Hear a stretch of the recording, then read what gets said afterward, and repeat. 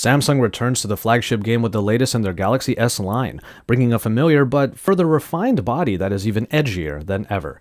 It's Joshua Vergara, what's going on everybody, and this is the Samsung Galaxy S8 and the Galaxy S8 Plus.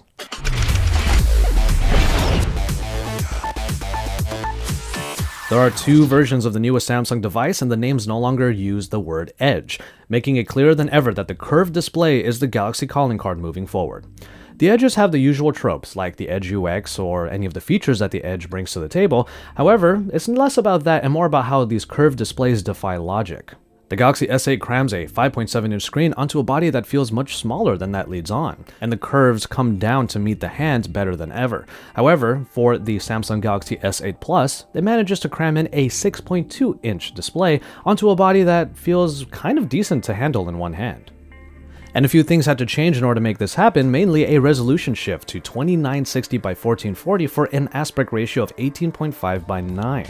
And the Galaxy S8 Plus manages to get a little bit taller rather than wider in order to accommodate this change.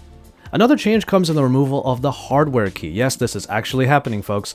The hardware home button is now gone by the wayside, and even the Samsung logo at the top is gone as well. On the back now is the fingerprint reader, and while it doesn't feel too bad on the S8, the S8 Plus makes it feel awkward because you have to reach for it. And the change towards more display means soft keys, which means a nav bar and customization. Speaking of software, the latest addition to the Galaxy suite of apps is a whole new layer of assistance called Bixby. Bixby is a little bit like Samsung's version of Google Now and voice search, and it can be triggered with yet another hardware change, a new button underneath the volume rocker. Our time with Bixby only really showed the splash screen where contextual slides are shown, including news stories and calendar entries. However, further actions are available, especially with voice input, which we saw in a demo. Functions here included changing the brightness or taking a selfie, and a new layer to the camera is available now as well, as Bixby can use the camera to scan not only words, so you can translate among dozens of different languages, but you can also find product information for pretty much any item. We plan to spend a lot of time with Bixby to see what it offers and to see if it's truly a new layer of assistance or just a redundancy because you still get Google Assistant built in. And all of this is housed in a water-resistant body that we were almost aggressively invited to dunk.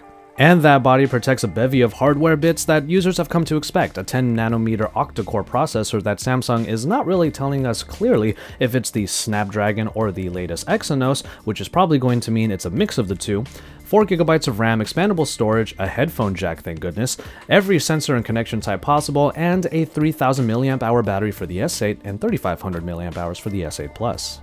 The camera is also quite familiar with 12 megapixels on the rear and 8 megapixels on the front, f1.7 aperture for both. What we were told, however, was that the cameras have gotten better post-processing, so the picture should have an enhancement, but it's more on the software side than just on the sheer specs. So Samsung strives to make changes in just the right places, even if it does mean a shift in familiarity. Gone are the Samsung logos, the tactile home button, and flat panels. In are Bixby and its new button, a shifted fingerprint reader, and screens that simply don't quit. There are more capabilities that can be unlocked using the Galaxy S8 and S8 Plus, but you have to use their various tools in the Samsung ecosystem, like the Gear 360 and Samsung DeX. Samsung DeX blows up the already large home screen to literally desktop size with a lot of features built in. All of these different pieces will be covered here at Android Authority, and we encourage you to check out those pieces of content and video.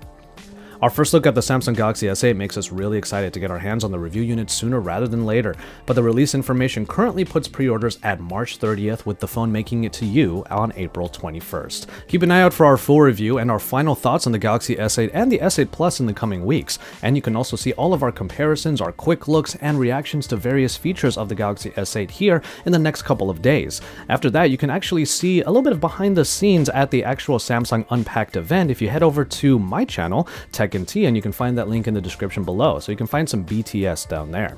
And from there, you can keep it tuned to Android Authority for our future full reviews and comparisons of the Galaxy S8 line, and you can keep it tuned here and subscribe to the channel if you haven't already, because Android Authority is your source for all things Android.